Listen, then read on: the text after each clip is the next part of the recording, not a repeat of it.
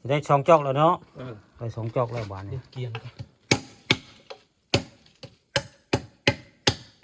ตั้งได้จะหมูฮ้อนนี่เพจอกได้ต้มแล้วกับเพก็ได้จอกกับจอกไม้พี่น้องนี่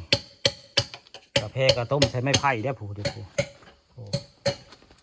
ต้มน้ำร้อนใส่นี่แล้วก็พอมันสุกแล้วมาเทใส่จอกไม้ไผ่ได้เอากับเพเรียกว่าโอมันตินวิธีเฮามาป่ามาเขาวิธีกินกาแฟก็เป็นนี่แล้วนี่ตักไผ่ให้มันฮ้อนเริ่มพดแล้วตามเบิ่งไป2 อันแล้วปัจจุบันครับคือซอกเบิ่งคักแท้มันมีหยังส่งย้ำมันเตะบ่แตกนะบ่แตกดอกย้ำมันหัวเด้โหดอกไปเบิ่งแล้วก็ได้นี่2 จอก2 จอกเนาะเป็นไงคักในการธรรมชาติโอ้ยากกับน้ำผมเลยได้อทั้งอยากเซยผมทั้งอยากเห็ดเวียกโอ้ยนั่นล่ะหนุ่มผมยาวผู้สาวมักลุงเว้าได้ฮ้อนบ่ลุงฮะ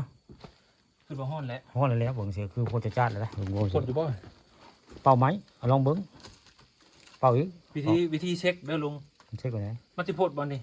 บ่เอามือแตะมันสิพดบ๊อกๆเลยนี่เป่าทำพดซะก่อนซะอันนี้ยังบ่พดยังบ่ที่บ่เป่าเป่าเนาะพี่น้องมันก็พดแล้วเบิ่งแล้วนี่มันต้องพดแน่ๆเดี๋ยวก็ได้กินกาแฟโอวัลตินลับบาดนี่กินโอวัลตินแน่นอนวันนี้เฮ็ดซ้อนขล้นได้บัดบ่โอ้ยซ้อนก็มีบ่ไม่ต้องมีซ้อนขล้นได้ลุงเลยง่วลุงสิกินบ่ขล้นมันก็บ่ละลายแล้วเนาะบ่โอ้ย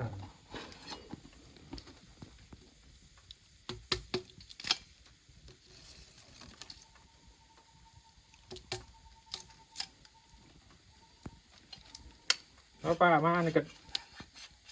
แล้วแต่ฝีมือไผมันเลยบางคนมักอะไรก็เฮ็ดแนวนั้นมันธรรมชาติมันทรัพยากรเยอะแยะอยู่ครับเนาะอันนี้คืออันแนะนำเพื่อนๆเนาะไปป่าไปเผาเสียงญาติยามบ่มีหม้อเฮ็ดแบบนี้เด้อแล้วก็เวลาเฮาแกงกบแกงเขียดกันแบบนี้ก็ได้เจ้าหลานนี่เนาะผักเนื้อผักหยังแล้วก็เอาปลาแดกเจ้าเกลือเอาลงไปในหูนี่ล่ะแล้วก็เวลามันสุกแล้วเขาก็มากินแล้วก็เทออกมานี่แต่ว่าต้องแกงให้กว้างกว่านี้จ้ะเด้เขาบ่ต้องแบบนี้ไว้ไงเอาเปื่อยเลยทั้งถ้าแกงนี่บ่เอาไม้ตัวนี้เนาะเอาไม้ผ้าป้าไม่ให้ป้าพอแล้วแต่หางบ่มีแท้ก็ได้คือกันเพราะว่าบ้องมันยาวจ้ะหลานบ้องมันยาวเด้บ้องมันยาวเขาก็ใส่ในอยู่ในกินได้เลยล่ะเขาจะแกงกบแกงเขียดแกงยังก็ตามไว้ง่ายนี่แกงกระจ้องกระเตะก็ได้นี่แกงใส่ไม้ไผ่นี่ล่ะนี่ยามเฮาไปภูไปพาไว้ง่ายผู้ใดเห็นคลิปป่าตรงข้ามมาชมได้แล้วซอนก็นี่ล่ะพี่น้องนี่ยามไปภูไปพาอย่าลืมเฮ็ดแบบนี้เด้อแกงเขียดหรือว่าแกงกบเขามีปลาแดกเจียวเกลือยังกับยี่อันเจียวใส่แล้วปลาแดกเกลือใส่แล้วก็เป็นหม้อแกงเลยล่ะนี่เนาะ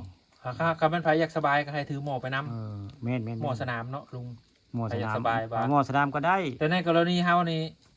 เฮามาโคโลตะกะโตฮาวหน้าว่าไงแบบนี้แล้วนี่กับอยากได้บรรยากาศธรรมชาติพร้อมดิแม่นอยากได้คอนเทนต์อยากได้บรรยากาศธรรมชาติว่าเฮาอยู่แบบนี้เฮาไม่เห็นแบบมันม่วนได้ม่วนในใจนะครับมันคนละฟิลคนละอารมณ์ได้กับกินในหม้อมันในจอกจลาเนี่ยมันเป็นธรรมชาติได้กับเฮาหอมอันนี้พร้อมนี่ลุงหอมไม้ไผ่เนาะหอมไม้ไผ่ส่งโอวัลตินส่งกาแฟใส่ไม้ไผ่หอมได้ก็แนะนำเพื่อนๆเนาะผู้ใดเขาเบิ่งก็ให้แบบนี้ก็ได้คือการพี่น้องนี่ชื่อว่า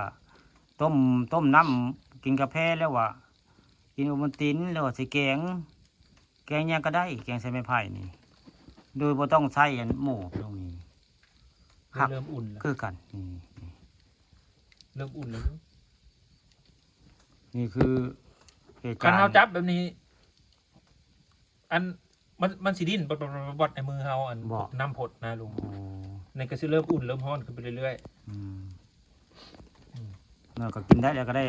กินได้เลยเนาะ